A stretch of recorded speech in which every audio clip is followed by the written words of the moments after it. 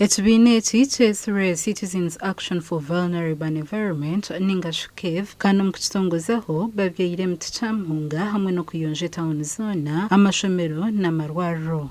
Webare meya witu twebembera omuri eki twabyara ogomuti guri environment friendly kandi guja kutukorera kandi tuzakubyara n'emiti nyingi omuri Kyamuhunga Town Council. Ubwo twabyara aha hirwariro narishaha Town Council Kyamuhunga kandi tuzakubyara n'ije mu Town Council yona. Twena mutubyara emiti ka miliyoni y'emiti mu Bushenyi. Kandi tweka Town Council season yonka tuzakubyara emiti 15 kandi tutekateka ng'omwaka okuja gwaza kuwa shemeye kwa tubyira emiti ekufika kanana tandikira aha Global Tea Factory paka kushika mu Mukombe. Bweno ogo murango ogu ni wake up call ya buri munya Uganda wena ariko mu twekechi kureba ngo twayijundura mu kubyara emiti ahabwa environment yitu yatebekana kabo kuba environment ke kubetebekine tija ku making sure twabaje. Ekibiina eki kiine n'ekindi kigenderera ekyokwera enshoberwa ubwo barikushashurira abeegi abatarikwebaza n'ebindi. Special interest groups basically kurinda nabo so abantu abo twatangiriza twenda kubashakira kugira ngo tubarondere obwezi. Omu makara gandi aba Rotary Club abo itazo lyakyegerwa batandikire ihuriro yo kubyara emiti okwetorora district. Mwena wetu kawerire mugina.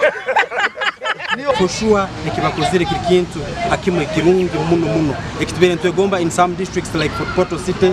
When you are entering Fort Portal City really no rangwensi there is that oxygen, that atmosphere yokutahamwe nungu. So ngunichegegwa now Rotary Club birabetsire mu yato funding emiti twagibyara nabo we really thank them. Tubyale emiti micheho yetu na muno etawuni zaitu nkazinu sobole kuyamba ngo ebiti begeze bisikara ubego nyuma tubiga right na Rotary abachigegwa. Ehurreji egendereire kurinda hamwe n'okugarisa eby'obuhangwa omu district egi. Bomali alibankoho obwegomborera mu bukama bwa Toro najanga abantu okushisha eby'obuhangwa kiteganise emiturire y'abatuura omu district egi. emiti bekubetaroho ensi nesisikara omuyaga nigwija nigutwala ebyombeko by'abantu nabwo emiti bekubeereho nerinda eby'obuhangwa. Abebembezi begisira omuhurreji eyokubyara emiti Kandi ntiyagenda no mu council district council white president Ndyamusiimanta kujja kwagana na speaker kwa some minutes kujja kwabaliza abantu mu district council. Nenebaza ne business community bulyo atodde kyasobodde kyonna okulaba nga tutuukiriza omulimu guno. Carlos Matovu, represent wa Rotary Club abwa district ya Kyegegwa ashabira abantu okureba eby'obuhangwa nk'ekyomuhendo kandi eky'obugaiga.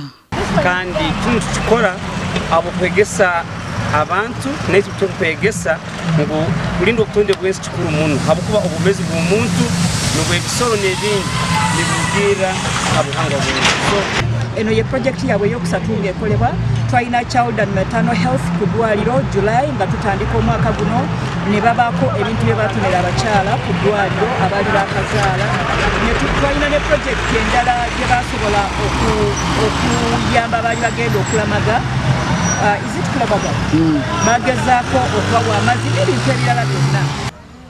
Gashakwa atwakire Michael na Philip Maranzuro mu Kyegegwa.